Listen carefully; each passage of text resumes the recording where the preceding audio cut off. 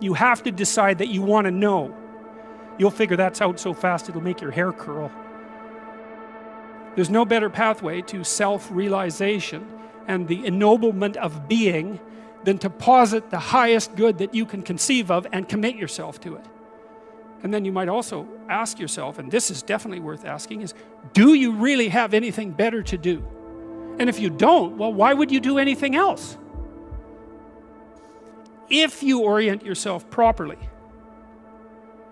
and then pay attention to what you do every day, that works. And I actually think that that's in accordance with what we have come to understand about human perception, because what happens is that the world shifts itself around your aim, because you're a creature that has an aim. You have to have an aim in order to do something. You're an aiming creature. You look at a point and you move towards it. It's built right into you.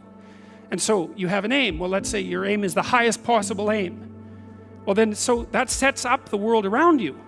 It organizes all of your perceptions. It organizes what you see and you don't see. It organizes your emotions and your motivations.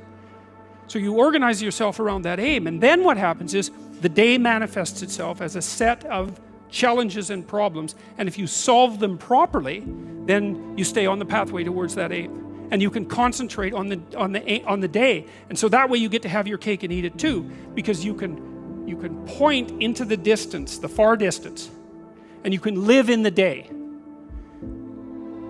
And it seems to me that that makes every moment of the day supercharged with meaning. That's how, because if everything that you're doing every day is related to the highest possible aim that you can conceptualize, well, that's the very definition of the meaning that would sustain you in your life.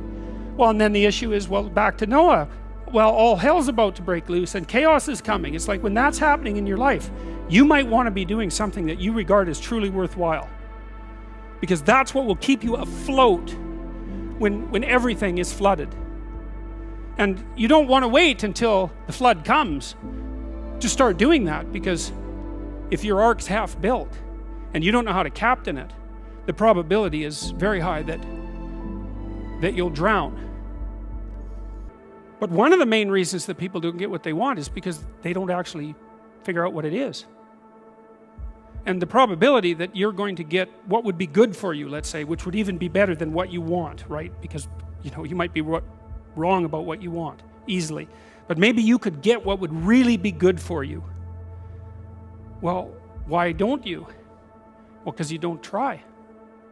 You don't think, okay, here's what I would like if I could have it. And I don't mean in a way that you manipulate the world to force it to deliver you goods for status or something like that. That isn't what I mean.